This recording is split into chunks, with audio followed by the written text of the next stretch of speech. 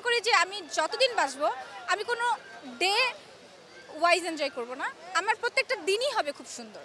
খুবই ভালো, কারণ আমি এর আগে যখন আসতাম তখন সাংবাদিক হয়ে আসতাম, কারণ আমার একটা ছোট্ট পত্রিকা আছে সংবাদ ছায়াবেলা, সেখান থেকে নিউজ কভার করার জন্য আমি সবসময় বইমেলায় আসতাম। তো এবার এসেছি হচ্ছে লেখিকা হয়ে। তো এটা হচ্ছে দারুণ একটা অনুভূতি। আমি প্রথমে ভাবতেই পারিনি আমার বইটা সেল হবে। আমি তো আমার স্টলে এসে আমার দুইটা ছেলে মেয়ে আছে, মানে ছেলে মেয়ে বলতে ওই স্টলে যারা বসে, আমি বললাম যে আমার কি একটা বইও বিক্রি হয়েছে, মানে কেউ কি এসে বলেছে রুহি চাই। পরে বলে কি বললেন ম্যাম, আপনার সবাই তো শুধুমাত্র ওই রুহি বইটার জন্যই এখানে আসতেছে, আমাদের স্টলে ওই একটা বই বিক্রি হচ্ছে, 9 নম্বর স্টল টাঙ্গন প্রকাশনীতে। আমি আসলে মাল্টিপল কাজ করি, আমার যেহেতু একটা পত্রিকা আছে, আর আমি আসলে বেসিক্যালি মডেল। তো মডেলিং ক্যারিয়ারটা আমার 3 বছরের, ওখান থেকেই আমি আমার পড়াশোনা ফিল্ম অ্যান্ড মিডিয়া থেকে, তো ওখান থেকেই সাংবাদিকতা, তারপরে লেখিকা, মাল্টিপল কাজ করতে পছন্দ করি। লিখেছি হচ্ছে আমি একটা গল্প লিখছিলাম ফিল্মের জন্য, তো একটা শ্যুটে যে আমি সব গল্প হারাই ফেলি। এরপরে আমার মন খুব খারাপ হয়, আমি অনেক কান্না করি, এবং তারপরে আমি আবার মনে করি যে এবার আর কোনো গল্প লিখবো না, এবার আমি একটা বই লিখবো, কেমন হয়। তখন আমি একটা বই লিখে ফেললাম।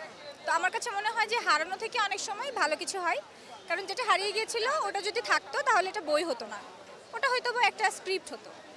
তো ওটা থেকে ভালো কিছু হয়েছে, ডিপেন্ড করে।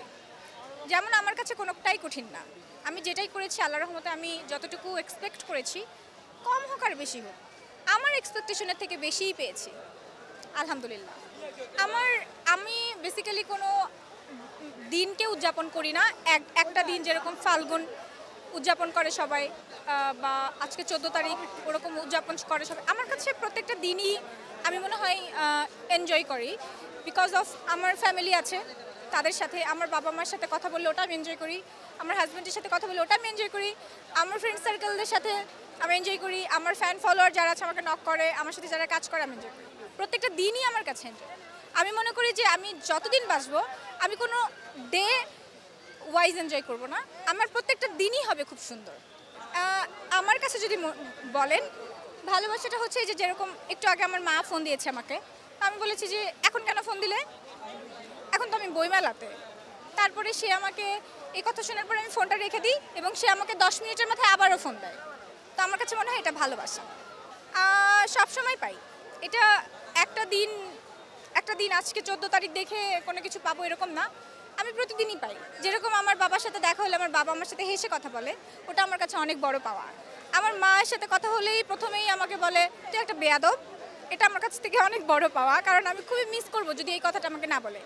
আমার বোন আমার কাছে এসে আপু আমার মানে ওর টাকা লাগবে, ওটা আমার কাছে অনেক বড় পাওয়া যে আমার কাছ থেকে চাই। আমার অন্যান্য কাজিনরা আমার কাছ থেকে চাই। আমার হাজব্যান্ড আমাকে ভালোবাসে কখনো বলে না, কিন্তু আমি তার চোখের ভাষাতে তার চাহনিতে বুঝতে পারি সে আমাকে ভালোবাসে, এটাও ভালোবাসা। অবশ্যই ভালোবাসা বলে। এই যে ধরেন আপনি সকালবেলা আমি জানি না আপনার মা বাবা আছে কি না, অবশ্যই আছে। আপনি যখন বাসা থেকে বের হন তাহলে তখন তো আপনার বাবা মা বলে যে সাবধানে যাস, এটা তো ভালোবাসা থেকেই বলেন, এটা একটা ভালোবাসা। তো আমার কাছে মনে হয় যে প্রত্যেকটা জিনিস যদি আমরা সুন্দর সুন্দর করে দেখি তাহলে কোনো একটা দিনকে আমরা উদযাপন না করে প্রত্যেকটা দিন আমরা উদযাপন করি। আমি সবসময় চাই যে ও অনেক বছর বাঁচুক, আমি আরও একসাথে বাঁচতে চাই, মানে কেউ যাতে কারো আগে চলে না যায়, মানে আমার চাওয়াটা একটাই আল্লাহর কাছে, আমরা যেন দুজন একসাথে বাঁচতে পারি, এটাই আমার চাওয়া। কিন্তু আমি ওকে কখনো বলিনি, সেটা আমি আমার আল্লাহর কাছে বলেছি, আর আপনাকে বললাম।